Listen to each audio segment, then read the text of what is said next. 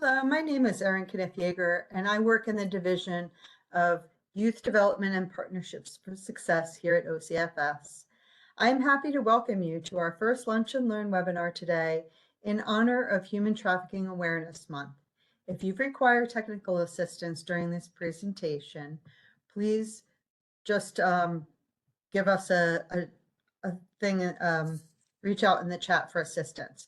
For today's session, we welcome Sheridan Randall and Kaylee Fazer from Chautauqua County's Safe Harbor program as they present Policy for Human Trafficking Screening Requirements in Chautauqua County.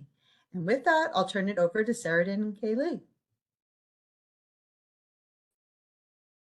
Hi, everyone. Good afternoon. I'm Kaylee Fazer. I am the Safe Harbor Director in Chautauqua County. I've worked with the program for almost 6 years now. And with me today is my colleague. If you want to introduce yourself. Yeah, I'm Sheridan Randall, and I'm the Safe Harbor Coordinator in the county. And on Friday will be my second full year, I believe, at the program. Thank you guys for having us today and listening. So just to tell you a little bit about, well, I think Sheridan, you were going to do this. I'm sorry. We are not in the same office and we're switching slides. And if you haven't met me before, you'll know I can get a little, I don't know, chatty in these things. So real quick to tell you about ourselves a little bit. As I said, I've been with the program for almost 6 years. I started working with Safe Harbor, though, kind of peripherally back in 2016 when Chautauqua County first received funding to start this anti-trafficking work in our part of the state. I was at that point working on my MSW and interning with Chautauqua County's Department of Health and Human Services. The grant, well, we're going to walk through our history of Safe Harbor in Chautauqua County and kind of talk about how this policy was developed. But to kind of set the stage, we started having conversations about this policy in about October of 2016. And we're officially rolling that out now 9 years later. So it's been a labor of love and a long process, and we're very excited to talk about it. Outside of Safe Harbor, well, just to share, our Safe Harbor program is located within our Child Advocacy Center in Chautauqua County, where I also provide trauma therapy to kids and young adults, primarily youth that are at risk for CSEC, but I work with kids that have experienced any kind of trauma as well as that exhibit symptoms of problematic sexual behavior. And Sheridan, do you want to share a little bit about your role? Absolutely. So like I said, I joined the program. My anniversary date's coming up on Friday. And prior to joining Safe Harbor, I worked as a prevention educator for domestic violence and sexual assault. I would go do presentations and education to the community, to professionals, and I did curriculums within the school. Also, part of my role was to provide the Department of Health sexual advocacy training at the shelter. And in that training, I would have Kaylee come in and do presentations on human trafficking. So Kaylee and I teamed up quite a few years back before I even joined, and that got me the information on human trafficking. So I think the combination of knowing about domestic violence and sexual assault comes together really well when it comes to the trafficking. So I've had some peripheral information on trafficking before coming over here. And now that I'm in the Safe Harbor role, I do continue to work with youth and provide education and awareness on trafficking, but also including the information on how to stay safe and recognize red flags when it comes to sexual assault, unhealthy individuals, and unhealthy relationships. So that is about me. But we're here to talk about our policy. So our policy, do you want to talk about that one a little bit, Kaylee? Sure, absolutely. So as I mentioned, we had started dreaming up this policy back in 2016, but really this, we worked with a lot of key stakeholders through many different disciplines related to child welfare and the anti-human trafficking world to create a policy with specific action steps for county departments on screening requirements and steps to take and document and report youth that are at risk for trafficking. So this policy, if you want to switch slides for me, Sheridan, has really been a work of many different partners and taking our OCFS administrative directives and putting them in kind of plain language for our county workers in a step-by-step process. So today, you know, we introduced ourselves. We're going to talk to you a little bit about the history of Safe Harbor, the cases that we see in our county and the westernmost county of New York State. We have some case examples that we'll kind of talk through as we go along. The history of how this policy was created. We're going to review the ADMs that OCFS provides for us for this work, the required annual trainings that we require for our partners in Chautauqua County, and how we are implementing and rolling out this policy. And of course, we've had some struggles along the way and some challenges, so we're going to share about that and maybe get some feedback for all of you about what we can do differently and more effectively in Chautauqua County. Awesome. So I want to give a brief statement on language. I've begun including these quick statements on language when I'm giving presentations and trainings. I found that starting off the conversation about the difference between victim and survivor is important to take note on. Sometimes these terms are used interchangeably, but they're not the same. And it's important that we recognize what an individual with lived experiences prefers to call themselves and how they view what they've endured. Some may not like the term victim, while others may agree with that term. Others may not get a sense of feeling like they are a survivor. Maybe they haven't felt they've survived this yet. So they are not at that point in their healing process. So I started including this when I'm doing presentations because sometimes people do use those terms interchangeably, but we need to recognize what the individuals we're working with prefer to be called and respect their journey. I also started to include a statement on gendered language. It's important to let the audience know that right away, this is not just happening to females or girls. This can happen to any gender.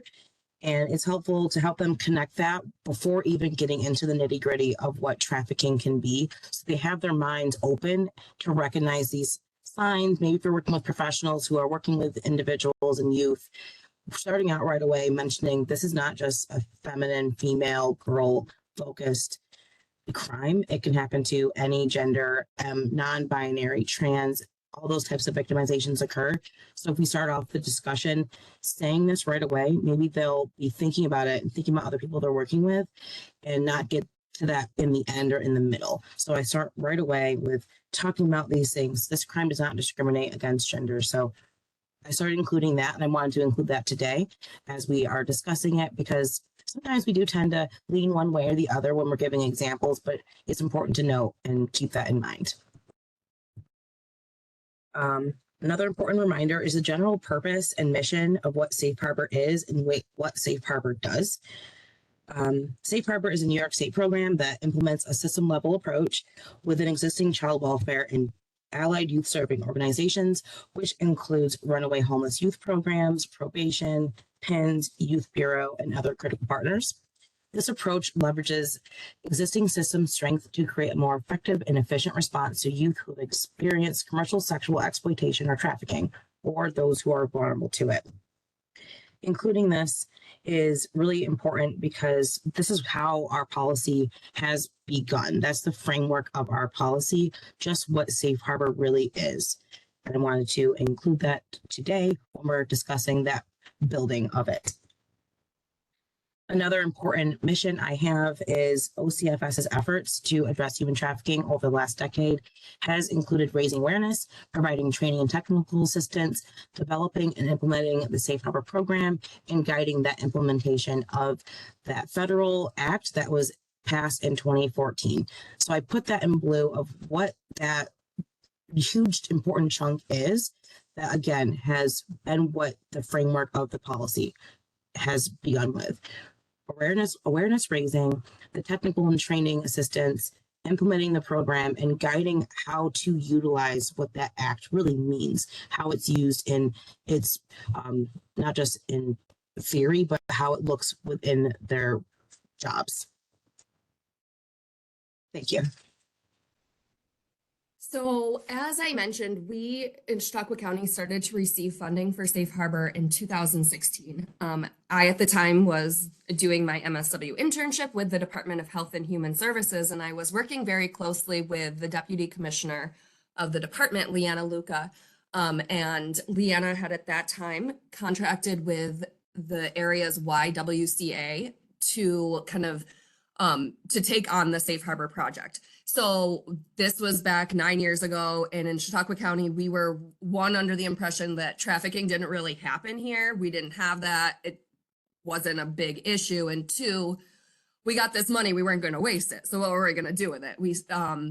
The powers that be at the county decided to funnel that money to the YWCA and hired a prevention educator, Jessica McKeever, to start providing education to the county's youth about trafficking. What is this? What does this look like, in our area, and how do we combat that, right? So Jessica did a lot of research and was utilizing the Little Red program as well as Love 146, Not a Number, and she was in 16 out of our 18 school districts providing this education. And that started in 2016. She was a rock star. She's amazing, going out in the community, in our schools, really primarily educating youth. Well, lo and behold, it turns out that we did have trafficking in Chautauqua County. And after Jess would go into these schools and provide this education, very soon after, within the next couple of weeks or months, our MDT, who was completely separate, our multidisciplinary team for complex cases of child abuse in Chautauqua County, completely separate from Safe Harbor at this point in 2016, was receiving all these referrals from these schools or from CPS, different, law enforcement, whatnot, for children that were disclosing experiences of commercial sexual exploitation or trafficking. And we were able to put this link together that these were the same kids that Jessica had been training, or it was, their peers that had received the education.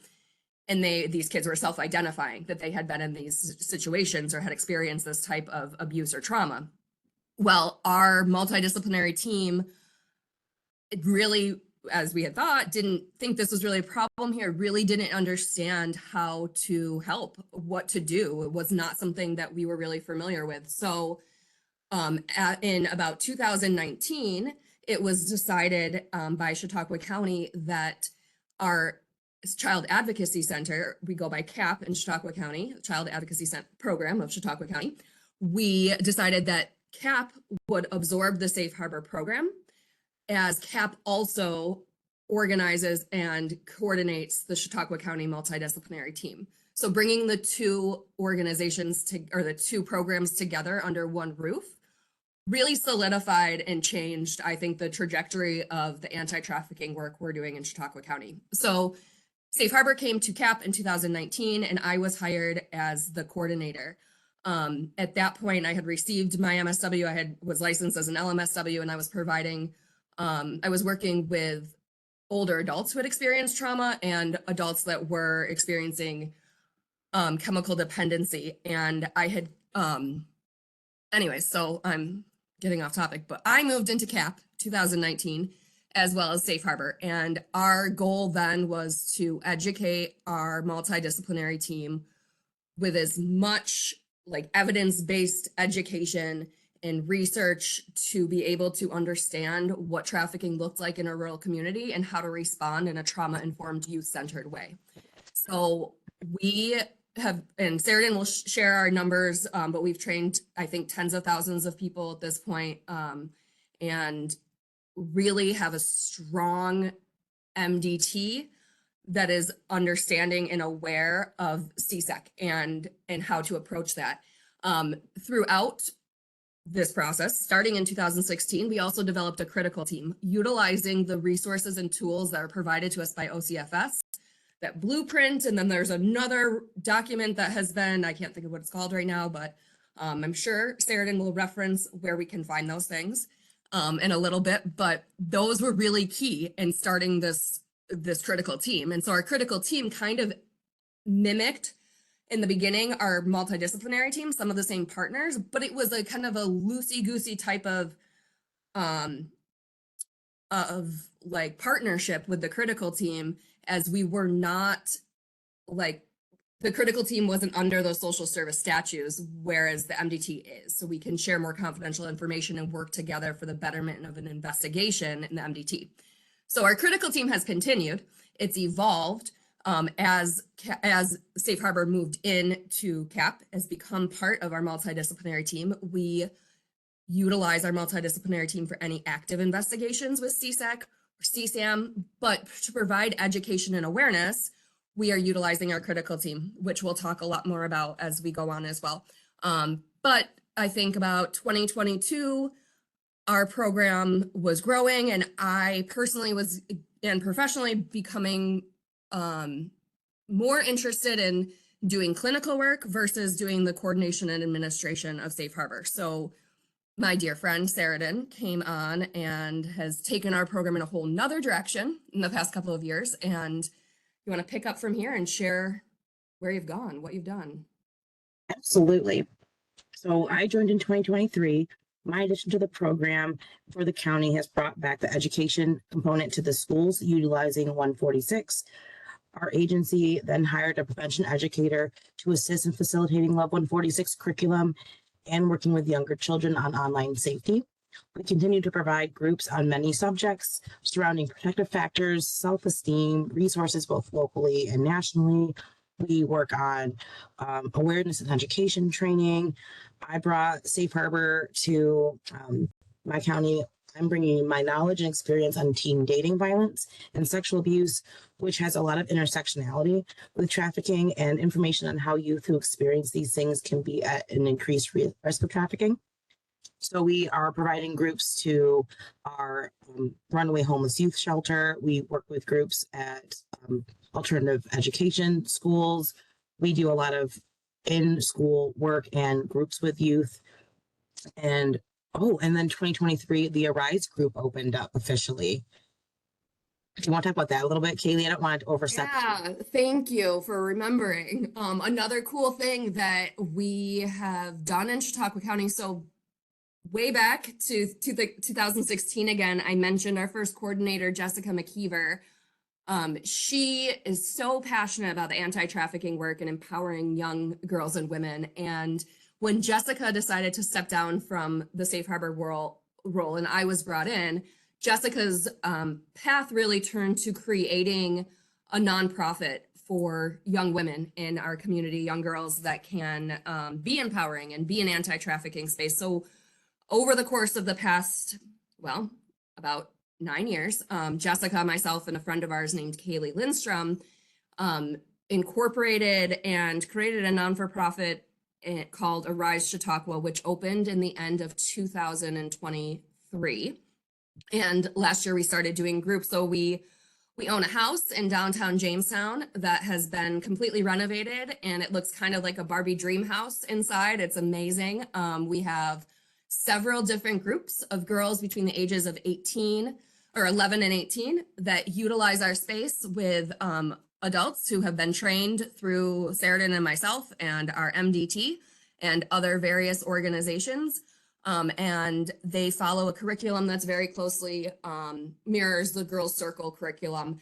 And I think we have about 10 different groups going right now in the Jamestown area utilizing this house. Over this year, we're really focusing on expanding the house to have open drop-in hours after school. So it's a whole house. Nobody sleeps there. We don't allow anybody to stay over, but we have washer and dryer, so you can wash your clothes if need be, a full kitchen. We envision when we are open for after school hours, having family dinner style meals every night.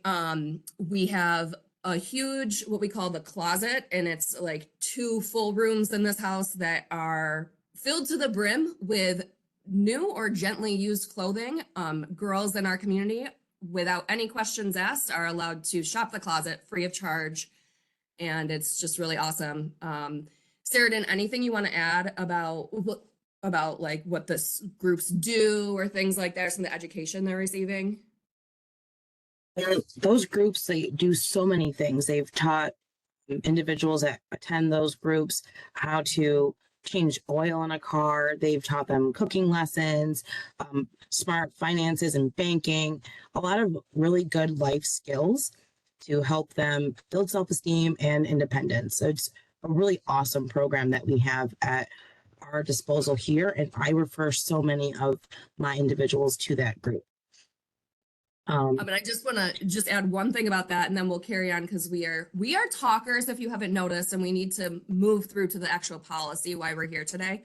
But really another cool thing and something Sarah and I are huge on why we think our program has been effective is we are constantly networking in the community and creating partnerships. So of people that and businesses that want to support youth. So with Arise, we have partnered with Wegmans, and Wegmans is working with our groups to help the girls create like their resumes. They're doing interviewing skills, and then Wegmans takes a handful, I think between 10 and 15 girls each year to be interns. And then as they progress through that program, they will be, they will receive scholarships to get their bachelor's and then be hired at Wegmans with their management program. So really cool, exciting stuff and pathways for opportunities and success for the kids that we serve in our Safe Harbor program.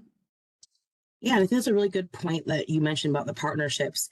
In 2024, we finalized a policy, which we will get to, I promise. And it was a long road in the making, but we also saw a huge increase in our referrals. And it's not because there's more trafficking happening here, but because of those partnerships and that networking and that awareness that we're bringing. We saw a 50% increase in our referrals. So that was huge. And being into the community, being really involved has increased those numbers. Also in 2024, we're including critical teams, but we're also doing mini critical teams at all of our MDT case reviews. And 2025, we're here now. We don't know what the future holds. There's going to always be change and growth. And sometimes it can be difficult, but we're seeing what that growth can bring us. And as Kaylee knows, we're having a lot of changes, and I don't have a problem with change, but a lot of it really rapidly can be kind of scary, but that's okay. We're going to see what growth comes from this. And our program is not immune to change and growth. So we're just keep plugging along. But that policy has been Kaylee's baby, and I'm here to try to support and nurture that and help that grow as well. But we will talk about that policy, we promise. Real quick, prevalence of case types, primarily there's survival, CSAM, family, and gang. With survival, that is engagement in sexual activity for basic needs of survival. We see a lot of that in our community. I know that people are struggling financially, and they're really struggling financially here. So that is a common one. There's a lot of unaccompanied youth whose parents may be substance dependent and they are on their own for the most part. CSAM, that is another one that has really increased with our referrals. That is child sex abuse materials, aka child pornography. That we don't use that term, but that is what a lot of people think about when you say CSAM. They don't really know what you mean. So explaining that one, but that is really common one that we're seeing a lot of. Survival is a huge risk factor for the survival trafficking instances. Then there's family. That's when a caregiver or parent is trafficking or exploiting the child. And then there is gang. We don't have a lot of gangs in our area, but there are some gang activity and gang-related behavior, and a lot of drug use and youth who are selling drugs and a part of that component or manufacturing drugs. And I did kind of cut you off, Kaylee. Do you want to add anything to the timeline or to the prevalence of our case types? Okay, good. I kind of keep, both of us are talkers. We both keep going. Good. Case examples. I will share some success stories, and for the sake of time, I'm not going to get into all of it, but I'm going to share two names with y'all that I think are really great examples of success stories we've had in Chautauqua County with these anti-trafficking cases. So the first name I'm going to shout out, search it up later if you want to hear, read some news articles, see some press releases about our partnerships, how Safe Harbor and the Child Advocacy Program have been kind of at the forefront of some of these investigations. So the first name, one of our success stories, we had a federal case that was, I want to say it was the defendant was sentenced in 2022. Yeah, it was right when you started, Sarah. And so it was January of 2022, and then that case went to state court as well. So that first name is the name of the defendant is Dustin Post. You can search that up, hear all about some, well, you know, at your own peril. We are all in the world of anti-trafficking, so you know that's your content warning, but it's really cool to see the different levels of partnerships and systems that were involved in the Dustin Post case. And then recently we had another really great win in federal court. The defendant there, his name is Jasmine Osteen. You can look up that as well. That was a local trafficking case that kind of came to our awareness in the fall of 2020 and was finally prosecuted, sentenced, and all that jazz in federal court just about, well, not even a month ago, about 2 weeks ago. So you can look up those names. Again, the names that I would say do a little bit more research on. You can read some of our involvement with the Dustin Post and Jasmine Osteen cases. We've had some, significant federal successful cases. And then, you know, those are 2 out of like 400 cases that we've seen that like come to mind as really great success stories. And oftentimes that prosecution, that like judicial justice isn't what we see. Sarah, did you want to share a little bit about some other successes and how they kind of look different? Well, I think it's important for us to know when we're working in this field is that a success can look differently and it may not be what you have in mind. I know when I'm doing presentations to the community, they always ask me, are you guys arresting them? What's happening with the traffickers? And that's not really my role. And while I would love to have people who are doing these horrible things prosecuted and face penalties for what they've done, our focus is on the individuals and the youth. So while a success could be getting a trafficker or an exploiter and having them face charges, having them go to trial would be great. Changing our frame of mind to what a success really could be. So although maybe it never goes to court, no one's ever arrested, a success can be getting them more stabilized, getting them into therapy, having them reach back out when they need something. I know Kaylee and I have had individuals who continuously reach out when they don't know where to go, but they know us. And that's a success, that they have jobs. Many of my clients who have been in difficult situations now have employment. They're getting their own house, becoming parents. And that is not typically what people will think about when we're talking about this line of work, but that is a huge part of it. So keeping our frame of mind open to what success really truly means.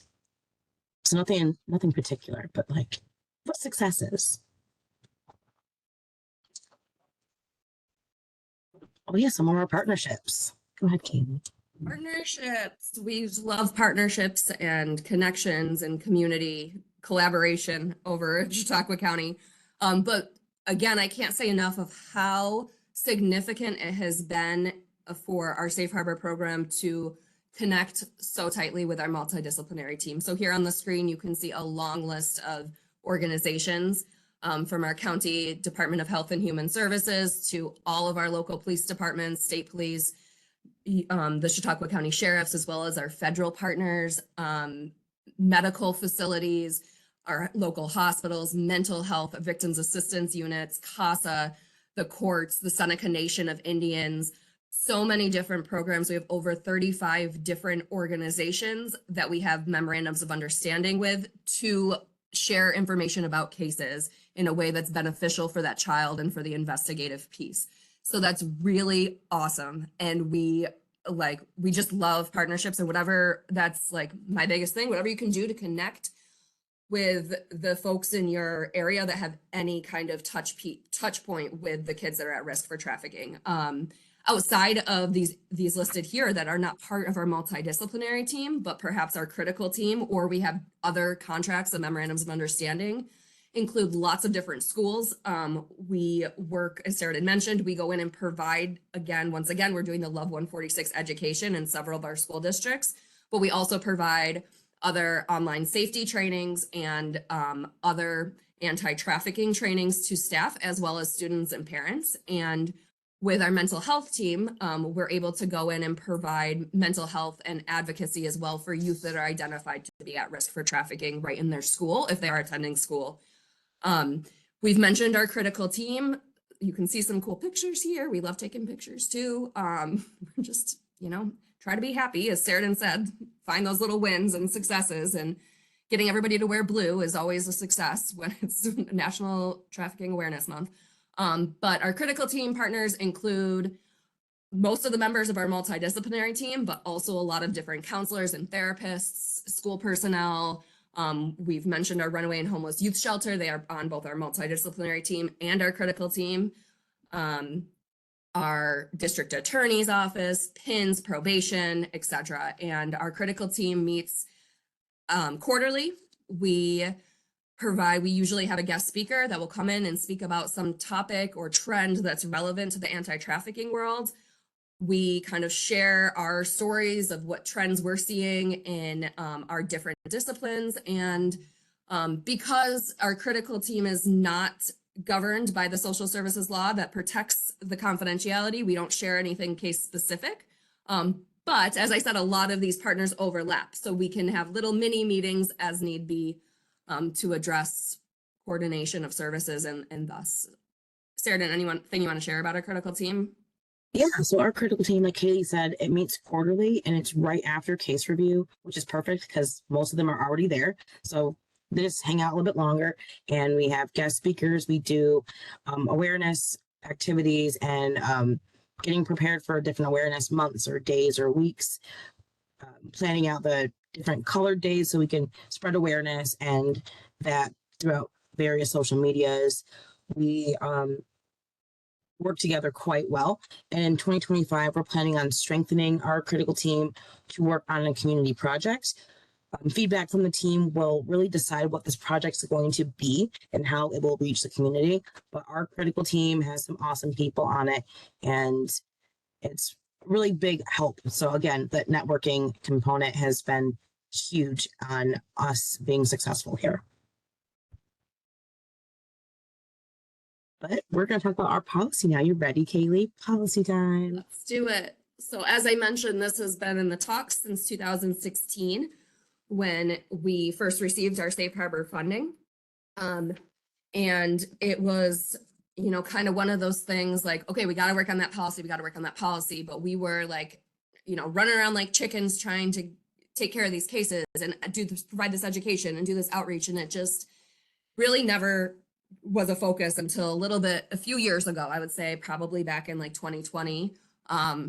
Yeah, it was. I had a little bit more time on my hands, home more, and able to really dive into this. And first and foremost, I got to give a shout out to who is not here today, but another Safe Harbor retiree, Aaliyah Howard from Erie County, and the International Institute was a huge help and guidance for me in starting this policy. Aaliyah had worked with Gavin Casper from Erie County to develop a policy that really was the start of our framework.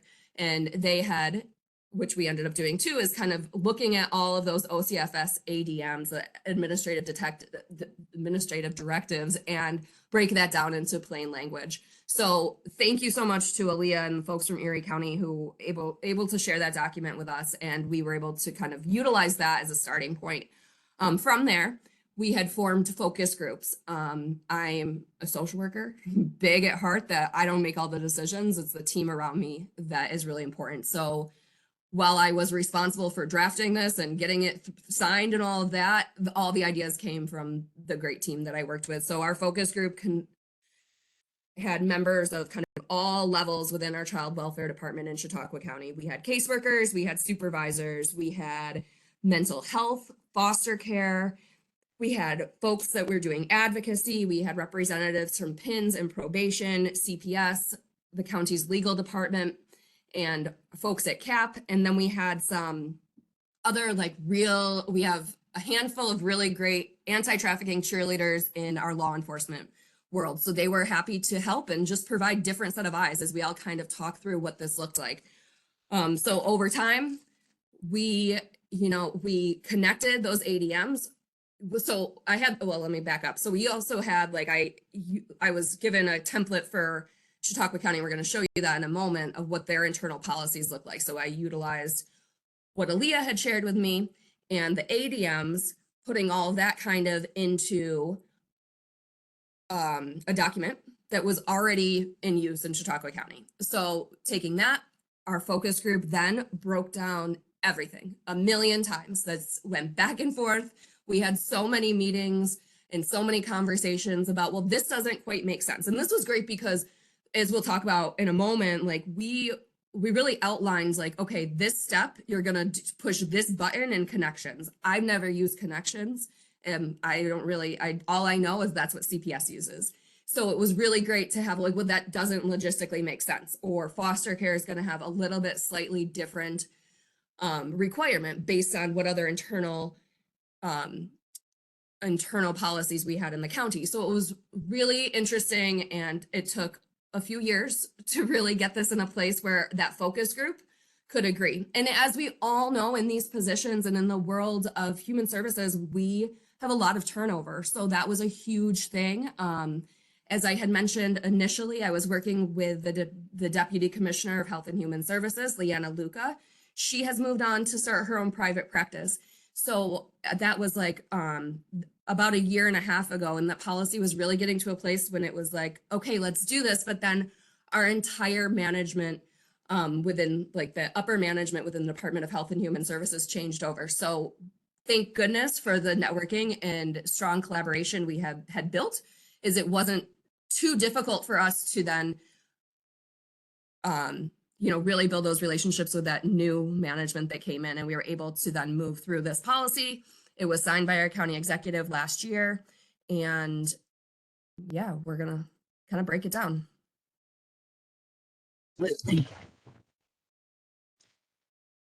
So the OCFS website has a plethora of information and resources that's helpful to many people. It's also very useful to the work that we're doing in Safe Harbor. This is a screen grab from the Safe Harbor page. This page has links and PDFs to those ADMs that Kaylee was mentioning. It's not like a mystery where they are. They're right here. There's trainings, there's screening tools, resources for professionals, resources for parents and caregivers. But this website, if you haven't used it, use it. Go to it. Check it out. There's so much there that can help you guys build and grow and strengthen and educate and train and provide supports. But I just wanted to include this on here because this has a lot of information that's been very helpful to the two of us here in what we're doing and how this policy has come about. All right, so we don't need to go through all of these in detail because they're not that riveting, but they are important, right? So our first, the 19 OCFS ADM 11, it really captures the fact that now, for the past several years, there is an allegation within the statewide central registry for trafficking. So it's important to remember to, as you're working with other mandated reporters, let them know sex trafficking is an allegation that will be accepted if that criteria is met by the statewide central registry.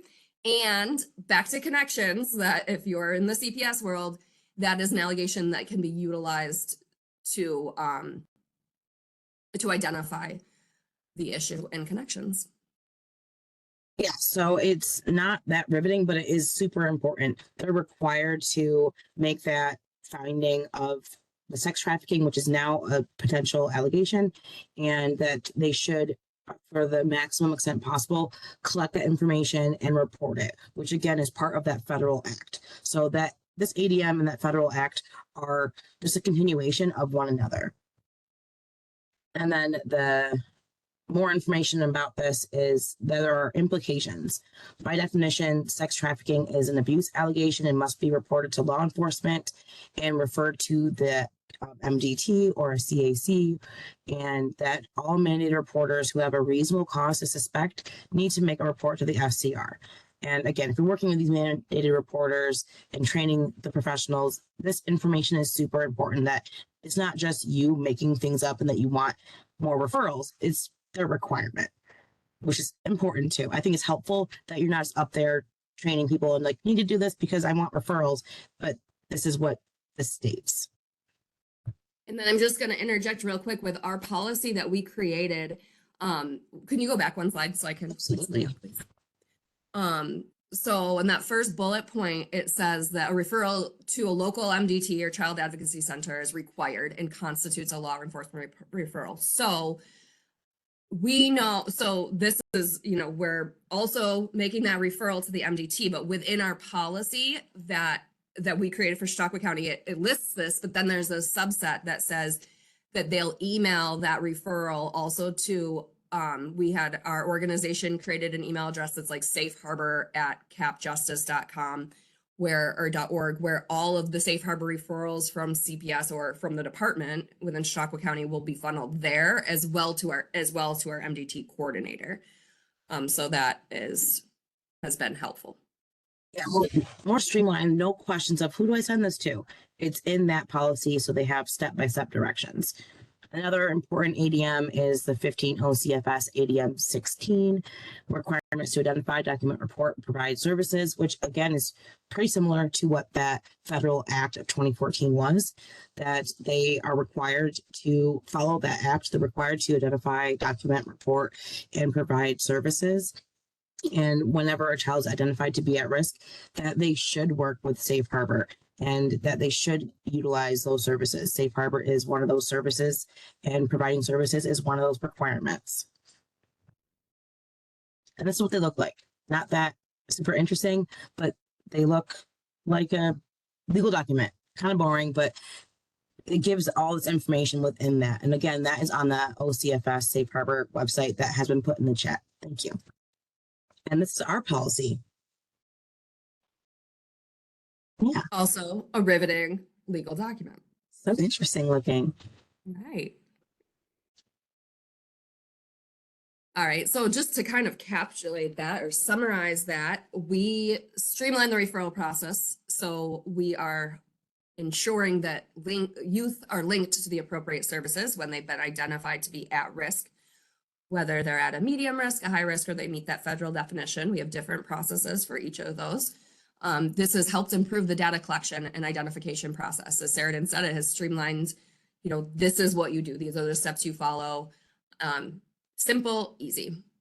Information on this policy has been included in our MDT orientation, along with refreshers throughout the year. So every time a new worker from the Chautauqua County Department of Health and Human Services is oriented into our multidisciplinary team, they are learning the flow of our process of making referrals and following that county policy.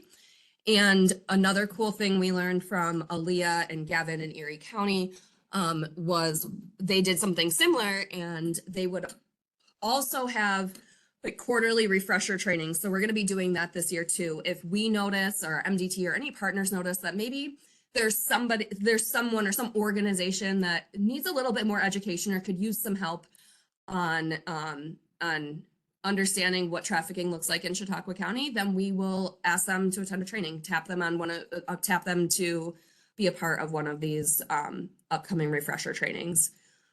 And as I think we kind of mentioned, per the input from our focus group, we really separated that policy into different sections. So it's all relatively the same, but easy for that person. If you're a caseworker in PINS, you can just go to the PINS section and this is what you do.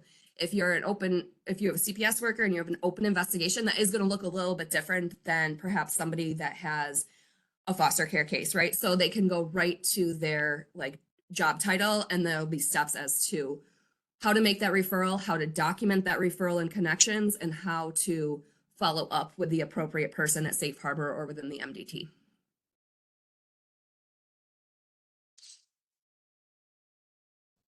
How we are rolling this out and how we're going to implement it. And I think Kaylee had already said that we train them as they are onboarded with the MDT orientation, all of the things, but also including what trafficking is and this policy. And we do critical team mini ones because we have our critical teams every quarter or quarterly, but then we also do them as a refresher, as a reminder. If we're seeing some things that aren't being followed, we can do a quick little mini training, little refresher real quick. And but rolling it out and implementing it has been a bit of a journey, and we are we're doing it though. Anything you want to add about that, Kaylin? I think we're good so far.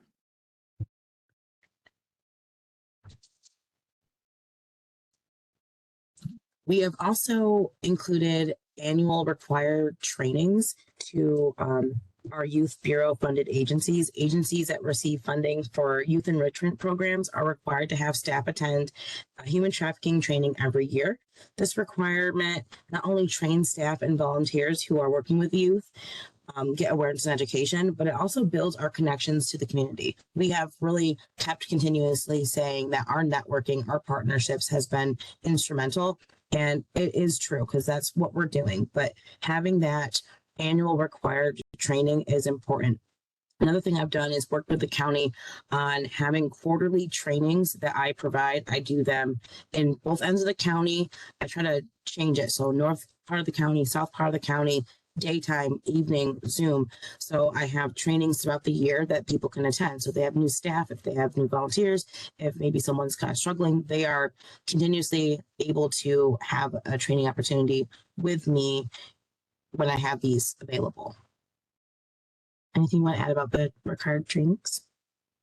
No, I think they're awesome. I'll just say from the Youth Bureau standpoint is we work very closely with Chautauqua County's Youth Bureau, and this includes funding for like the major programs. CAP in and of itself has some funding from the Youth Bureau, our WISE do, our Boys and Girls Club, but also like the really small little summer swim programs or Little League and things like that. So we are able to sit face to face with so many different adults that are in the community working with kids of all different, walks of life and all different spectrums. And I think that has been helpful. I think that, Sarah, you're going into your second year of that, I think, or maybe it's the third year. I don't know that we've done that, but for a couple of years, and it has just been really helpful. We really do feel like we're getting the word out in our community about what trafficking actually looks like in a semi-rural area. But we've had struggles and challenges, no doubt, a lot. As I said, turnover is a big thing. Child welfare turnover rates are incredibly high compared to other types of jobs. And we see that a lot within the county of people changing positions or moving into different departments or, getting that burnout from child welfare, which it's normal, it's common. We can't, that's hard work. So I think that has been one of the struggles and challenges for us, even though we have this policy. We're often working with newer, different people that have not been as established with our team and involved in so many trainings. As I mentioned, we had a big management shift in the county within the past couple of years. So that was hard in just kind of slowing down the process. But I would say those relationships are very strong in that it's recognized by our county leadership that Safe Harbor is a needed program, and we're very well recognized and supported by the leaders in our community about the work that we're doing. So it wasn't hard in that sense. It's just bureaucratic tape to cut through all the time. But we got it. It's out there. It's signed. And this year, Sarah and I will be working with the Youth Bureau and the department's training coordinator to get these specific policy-centered trainings done. And it's pretty easy. It's just, here's your fact sheet, here's your guide of what this looks like, and how can we help you then, further your case from there. And helping, really, I think the biggest struggle, but also like opportunity is really helping our partners understand that the work that we do can alleviate some of the work that they have to do, and we can be there as a resource and as a guide for these types of cases. Sarah, what other struggles and challenges do you funny, but I think that's important to remind them what their buy-in is. What, like Katie was saying, it's a struggle, but it's an opportunity. That what purpose would there be for them to do an additional thing? That it's not just one extra thing, an extra step for them to have to work with, but what Safe Harbor can provide and how that is beneficial to them, but also beneficial to the youth and individuals that they're working with. And that's important to keep in mind. So the struggles of things taking time is just a fact. but it also takes a lot of patience, being patient and knowing what we're working towards and the benefit is going to have to the youth, to the families, to the community, and just working with that. But yeah, we've had struggles. Of course we did. But we're a strong team with great partnerships and good support. So that is our deal, our policy. It's so exciting, but actually we're nerds about it. We are excited about all the anti-trafficking work we do. Anyone have any questions, comments, thoughts, anything you want to share, any ideas or suggestions?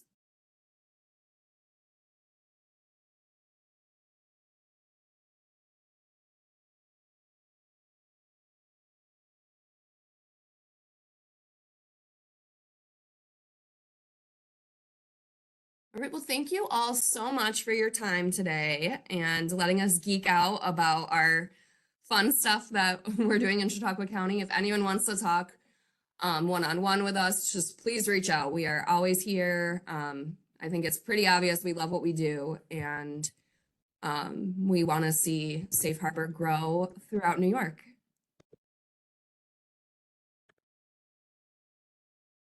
I will add my email as well. I just said that. Oh, you did? Thank you. Yeah. I put our emails in the chat if anyone wants to reach out to us directly after this. But thank you guys so much for having us and listening to us talk about our policy. And I hope that you guys are able to continue to build your relationships and do the great work that we're doing, whatever role that may be. But thanks, guys. Thank you.